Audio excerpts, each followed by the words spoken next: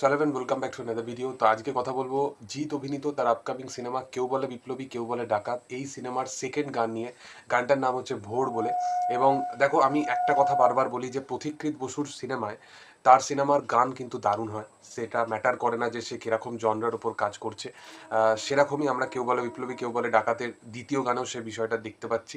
এবং এটার পাশাপাশি অনেক দিন পর বলতে পারো, কারণ জিদ্দা তো প্রবাবলি কি হয়, মানে একের পর এক সিনেমা বানায়, বাট জিদ্দা কন্টেন্ট ওয়াইজ অডিয়েন্সের থেকে একটু দূরই বানাইয়ে রাখে। মানে আমি যে এক্সাম্পলটা দিতে চাইছি যে জিদ্দা শুধুমাত্র নিজের কাজটুকু বজায় রাখে দর্শকদের সাথে, তার মাঝামাঝি তাকে আমরা না তো কোনো রকম কোনো বিষয় নিয়ে বেশি কথা বলতে দেখতে পাই বা কোনো বিষয় নিয়ে প্রমোট করতে দেখতে পাই। তো সেখানে কি হয়, এখনকার যেই সোশ্যাল মিডিয়া যুগে না, বিশাল বড় বড় লেভেলের ক্যাম্পেইন চলে। কেউ যদি পার্টিকুলার একটা জায়গায় একটুখানি কেঁদেও দেয়, সেটাকে নিয়ে তার পিআর টিম এত পরিমাণে সেটাকে সোশ্যাল মিডিয়াতে এক্সপ্যান্ড করবে যে আমরা আমাদের মাথার মধ্যে ওই পার্সপেক্টিভটা সবসময় বসিয়ে দেওয়া হচ্ছে যে এ ভালো অভিনেতা না হলেও ভালো অভিনেতা।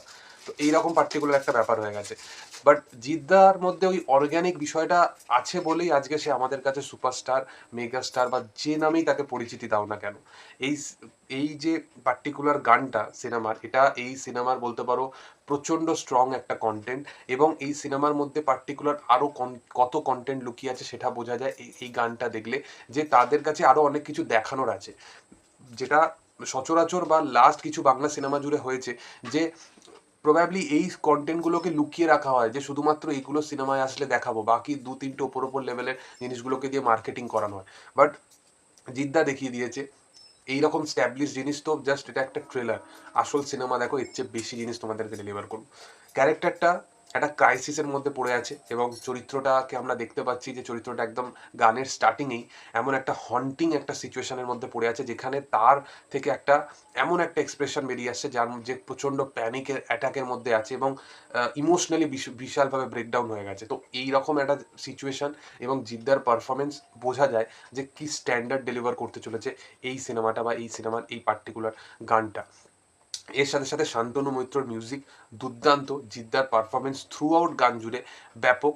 সেটা স্টার্টিংয়ের ওই পোর্শনটা হোক বা তারপরে এক ফ্ল্যাশব্যাক সিনগুলোতে হোক বা সে একা বসে আছে ওই রকম জায়গাগুলোই হোক, বা পার্টিকুলার একটা জায়গা আছে যেখানে লাস্টে গানটা অন্তিম হচ্ছে, সেখানে জিদ্দার জাস্ট স্টেবল হয়ে বসে আছে এবং সেখানে চরিত্রটার মধ্যে যে কতটা আনকমফোর্টেবল একটা বিষয় বোঝা যাচ্ছে ক্যারেক্টারটার মধ্যে, সেটাও কিন্তু ফিল করা যায়।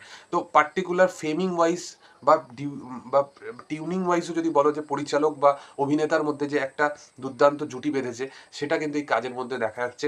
এর পাশাপাশি লিরিক্স ওয়াইজ, মানে প্রত্যেকটা লিরিক্সকে কিন্তু কন্টেন্টের সাথে বাছাই করে নেওয়া হচ্ছে, যেটা দেখে মানে ভালো লাগছে। এর পাশাপাশি দুটো ফ্রেম, মানে একটা পার্টিকুলার ফ্ল্যাশব্যাক বলো বা একটা পার্টিকুলার প্রেজেন্ট টাইম বলো বা আগের আবার কিছু কিছু ফ্ল্যাশব্যাক উঠে আসছে। তো এই যে টাইম লাইনগুলোকে যেভাবে দেখানো হয়েছে, এটার সাথে কি হচ্ছে যে ইমোশনালি আমরা বেশি গানটার সাথে আরও অ্যাট্রাকটিভ ফিল হচ্ছে। তো পার্সোনালি আমার গানটা দুর্দান্ত লেগেছে। জিদ্দা পারফর্মার জিদ্দাকে অনেক দিন পর আবার বড় পর্দায় দেখা যাচ্ছে। এই অনেক দিন ফিলটা এই কারণেই হচ্ছে, কারণ আলাদা রকম করে কোনো ক্যাম্পেইন চলে না, এটাই হচ্ছে বিষয়। যাই হোক, তোমাদের কি বক্তব্য, তোমাদের কেমন লেগেছে সেটা অবশ্যই তোমরা কমেন্ট সেকশনে জানাতে পারো। ভিডিও যদি ভালো লেগে থাকে তোমরা অবশ্যই লাইক, শেয়ার, সাবস্ক্রাইব করে দিও এবং পাশে থাকা বেল আইকনটা অবশ্যই প্রেস করে দিও। Thank you all, by.